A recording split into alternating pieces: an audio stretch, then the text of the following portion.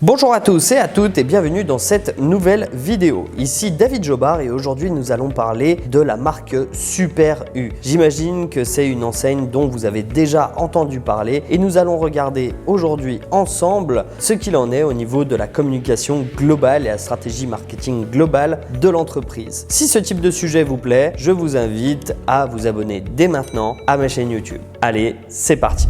La pandémie a accéléré la croissance digitale de la coopérative. Malgré un chiffre d'affaires e-commerce proche du milliard d'euros et 51% de croissance en drive, le groupement doit encore composer avec une organisation en silo et accélérer sur de nombreux chantiers. Sur le dernier triennat, la transformation numérique de Système U s'est intensifiée sur le rythme d'une valse à plusieurs temps. L'année 2020 donnant un sérieux coup d'accélérateur à l'activité digitale du groupement. À l'image de l'ensemble des acteurs de la distribution alimentaire, les associés ont dû mettre les mains dans le cambouis pour assumer une très forte demande en matière d'e-commerce. Que ce soit dans le domaine de la livraison, mais aussi du circuit du drive qui pèse plus de 90% de la vente en ligne alimentaire en France, suivant les dernières estimations de Nielsen IQ. Certains associés du groupe rapportent que la crise du Covid a converti les derniers Gaulois chez Super U. L'état d'esprit du réseau a complètement basculé, il n'est plus nécessaire de convaincre les collègues d'investir sur le digital. Il faut dire que le moment est charnière pour le groupement. Dopé par la pandémie, l'activité de Course U, le service de drive et de livraison à domicile de l'enseigne, a cru de 51% pour désormais culminer à 927 millions d'euros. Pourtant, malgré ses 742 unités, soit le deuxième parc en France selon LSA Expert, Course U n'est encore que la 5e force française du circuit en termes de part de marché, très loin derrière Leclerc qui truste près de la moitié du gâteau du drive en France. Et au terme de l'exercice 2020, le circuit représentait 5% du chiffre d'affaires du distributeur, soit un large potentiel encore inexploité. L'augmentation de cette quote-part devient l'objectif à échéance. Le groupe U est en train d'opérer une transformation radicale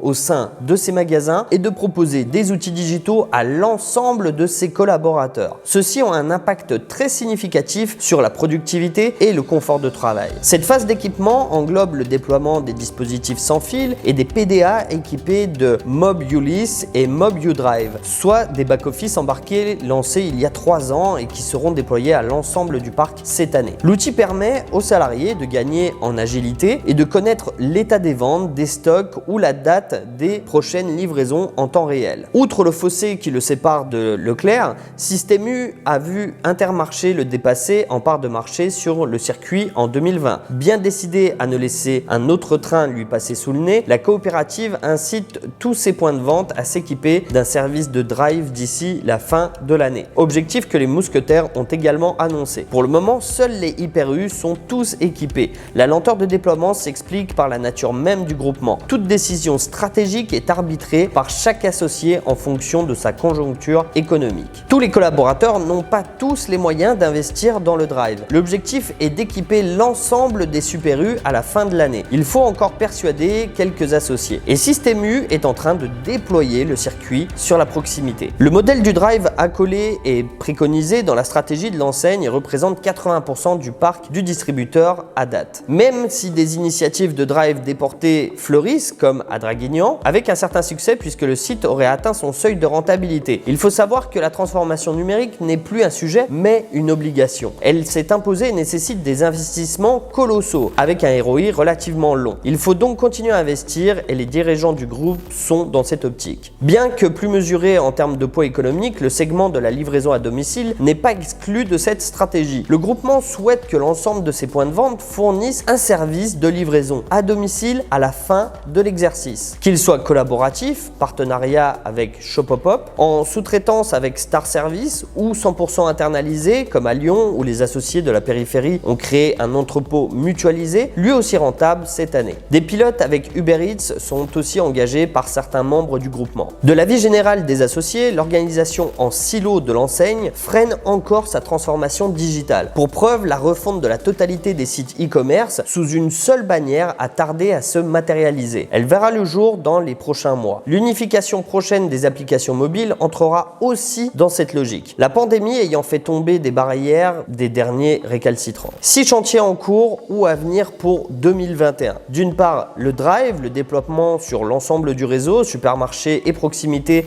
à la fin de 2021. Nouveau back-office pour la préparation des commandes sur le portail Courses U. LAD, 100% du réseau équipé d'un service de livraison à domicile d'ici la fin de l'année 2021, collaboratif, interne ou externalisé. L'unification, c'est-à-dire la mise en place d'un portail unifié avec un client unique de manière à compter un seul point d'entrée comme l'ont fait certains concurrents comme Leclerc ou encore Cora. La personnalisation, grâce à l'intelligence artificielle, la plateforme a mis en place il y a déjà 3 ans une offre de personnalisation et des préconisations en fonction du profil des consommateurs et donne des résultats significatifs depuis une année. La refonte globale des systèmes d'information, c'est-à-dire un plan d'investissement massif, est en cours de finalisation pour offrir une architecture plus adaptée aux besoins actuels des associés. Les applis, actuellement le client dispose de l'appli Courses U et d'une autre pour le paiement. Une application mobile unique regroupant les points de fidélité, le ticket de caisse et U-Payment est envisagée à brève échéance. Vous en savez désormais beaucoup plus sur les ambitions du groupe U et sur les prochains projets marketing stratégiques qui vont arriver dans les prochaines semaines et les prochains mois. Si cette vidéo vous a plu, je vous invite à mettre un pouce bleu. Si vous avez des questions à poser, je vous invite à me les mettre en commentaire et je vous répondrai avec grand plaisir. Et je vous invite bien entendu à vous abonner à ma chaîne YouTube pour ne louper aucune des prochaines vidéos. Quant à moi, je vous dis à très bientôt dans une prochaine vidéo.